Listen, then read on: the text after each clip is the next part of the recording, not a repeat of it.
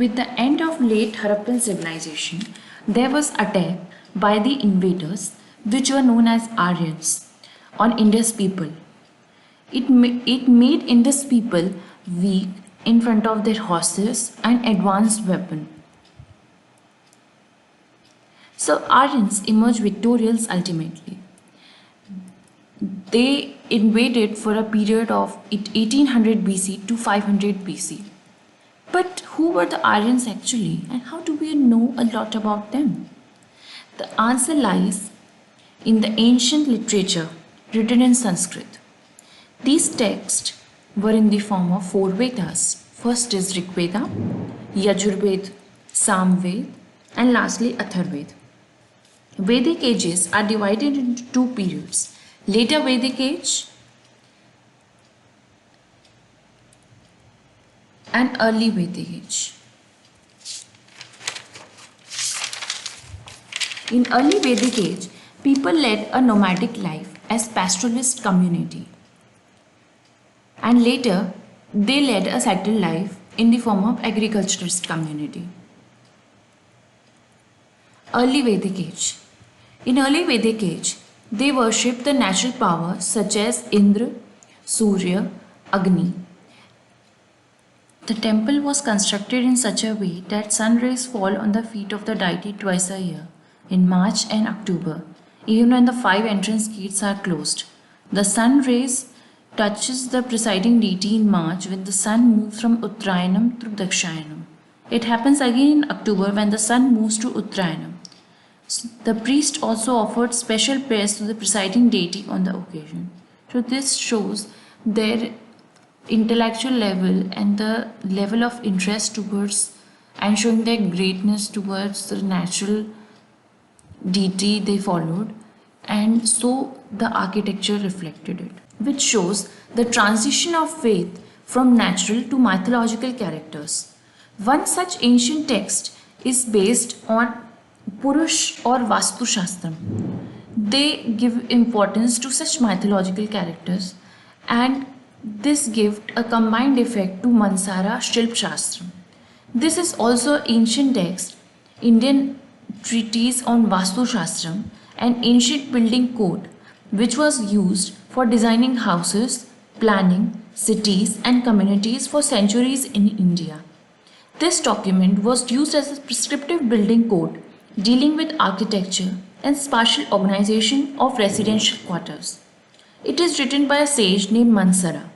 It is one of the 5 documents that existed now which deals with Vastu Shastram.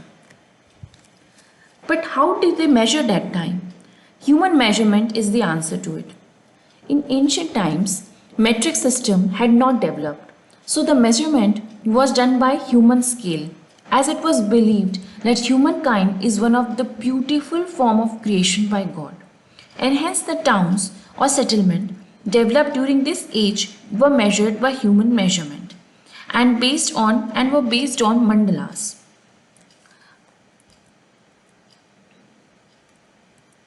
A mandala is a geometric configuration of symbols in various spiritual traditions. Then mandalas may be employed for focusing attention of practitioners and adepts as a spiritual guidance tools for establishing a sacred space and as an aid to meditation and trance induction. Now there were town planning, we'll discuss. This is very important from the exam point of view. So this is like proper ancient town planning discussion based on Mansara. So there were 6 to 8 different types of town planning. So I'll discuss one by one. First is Dandaka. It was designed in such a way that the street width is 1 to 5 dandas. So 1 danda is equals to, here it is written, so 1 danda is equals to 5 feet, and the linear measurement says that it is 1 angul equals to 1.763 centimeter. So these angulas represent danda. So 5 feet equals to approximately 96 angul, and 96 angul equals to one outstretched arm of a man and equals to one danda. Okay, and this is also very important.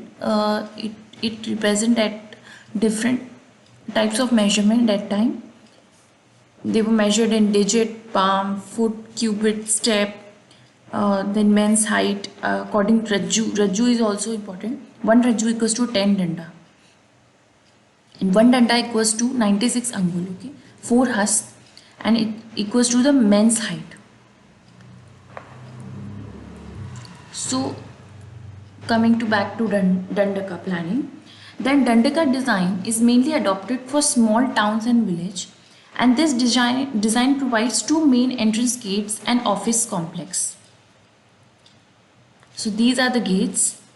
These are 4 gates in orange that is showing, and town. Then there are entry gates, and on the eastern side there is town office and panchayats. Rest are residences and one monastery is spaced. So Dandaka planning is very simple, and it is basically for the village or small town. Okay, it is not very big town of a big planning. It's a very small village town, and this type of planning was considered auspicious for Brahmin families. Example of Dandaka I could not find yet. अगर आपको मिले तो just comment me in the comment section. As in Dandaka planning is in ancient literature it is there, but it is not yet found. So coming now foremost, like from आगे जो मैं आपको बताने जा रही हूँ examples, उन जो भी planning के बारे में बताऊँगी उसके examples आपको मिलेंगे. So second is Sarvobhadra. The planning of Sarvobhadra is mainly for large villages and towns constructed on square site and should be fully occupied by houses. In this plan, the temple dominates in the center. So this is a central temple, and main road is running from northeast to north-south to east-west. The village or town is inhabited by all class of people. Then the site for this town planning is oblong and divided into interlinear chambers. There are number of pavilions, rest houses and colleges at many locations. Houses for Vaishya community and Shudra communities are located towards the south. Now example is Sadashiv Peeth. Sadashiv Peeth is located in Sangareddy district in Telangana. So it is planned in such a way that this divides into 4 equal parts, and each part has 10 such divisions on its side. Then it is surrounded by a fort wall with 4 gates on 4 sides. There's a Shiv temple in the center, like they give importance to the central deity, and then it is based on Kurma Vrusta Vastu, and in central space, which is called a Brahmasthan, according to the Vastu Shastra, Shiv temple is constructed. The uniqueness of this town is it satisfies the requirements of the Kurma Vrusta Vastu. This is important to आपको note कर लेना चाहिए. And then in this, the central place will be at higher level, and the 4 sides and 4 corner points will be at the low level. The central point is 25 feet elevated from the periphery. This is an eye opener to those who say that the southwest of the site must be higher, northeast should be at the lower level.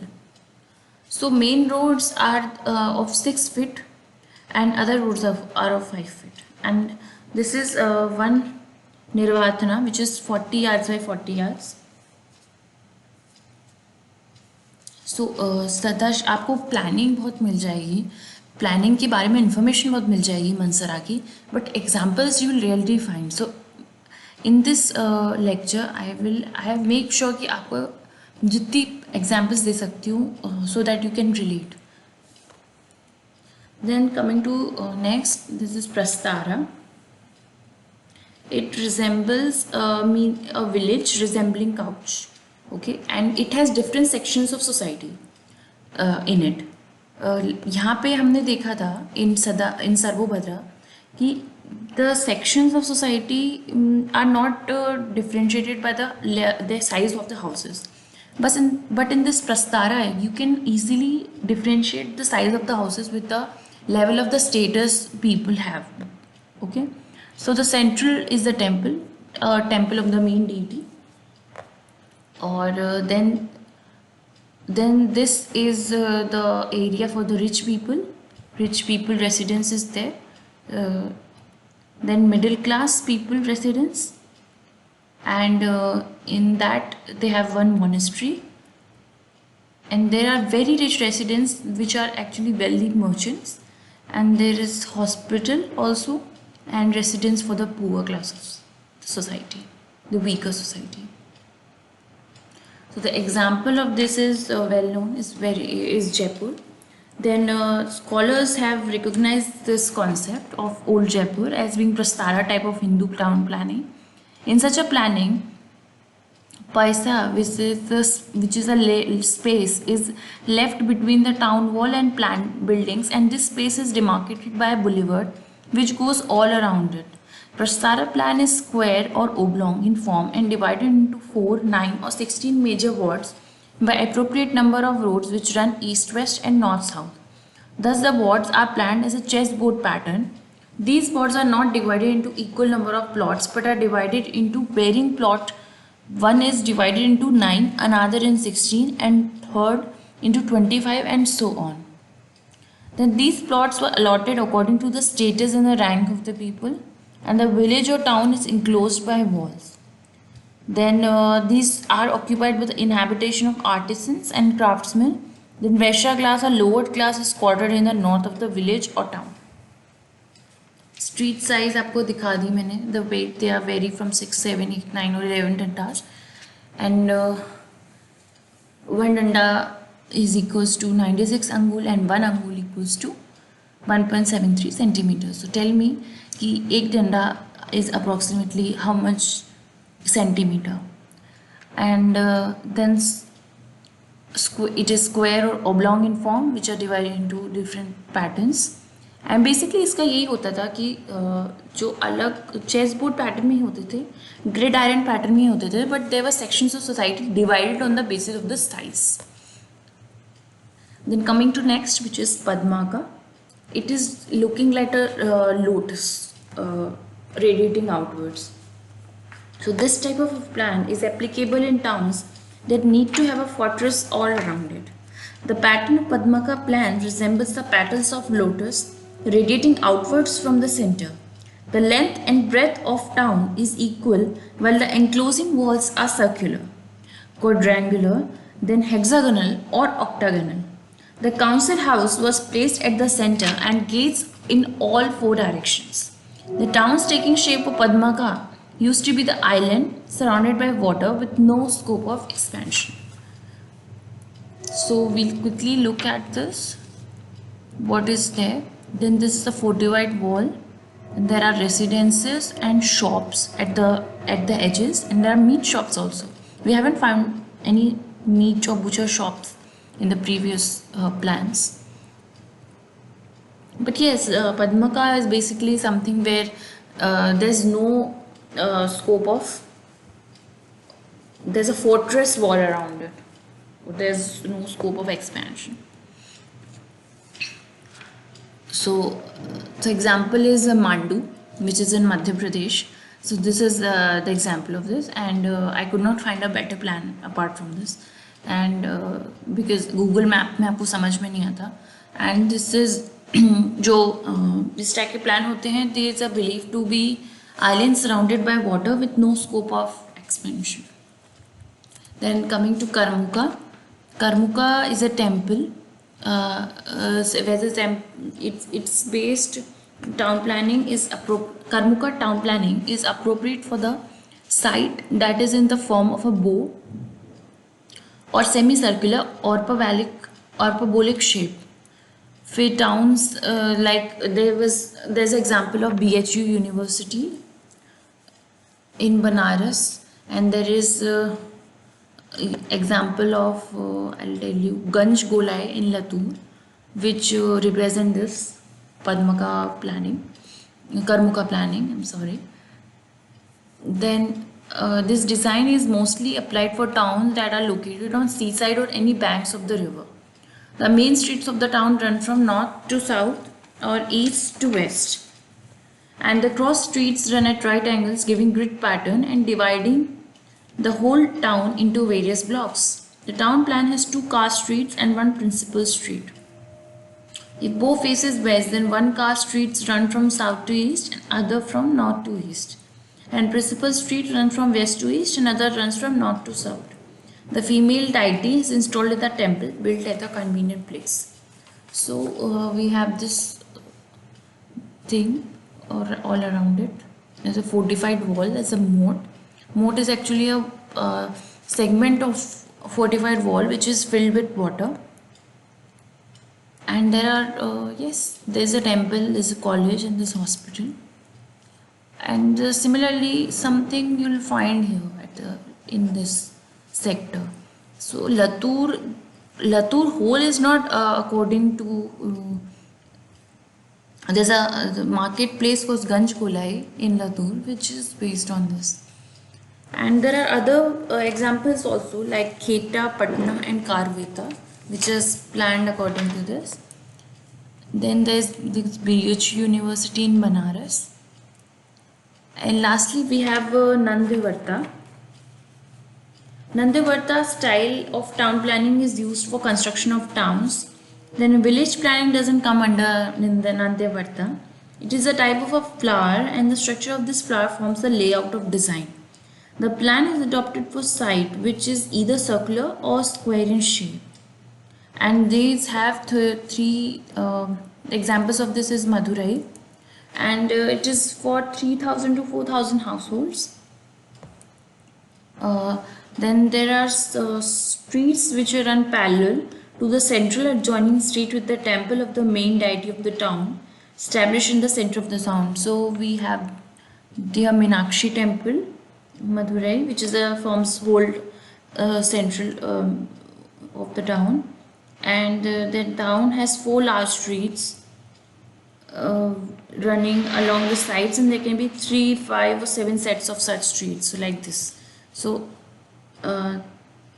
they are entangled to each other, and the town has 4 the lanes which are transfers between the main road should not have any houses, and small roads are placed at intervals of 6 or 7 rajju, and 1 rajju equals to 10 dandas, which equals to 60 feet approximately. So here it is. I hope you like this video. Tell me more about it if you want some elaborate thing on these. If you not understand something about this town planning, or you have some contradictory fact to it, please let me know in the comment section box. Thank you.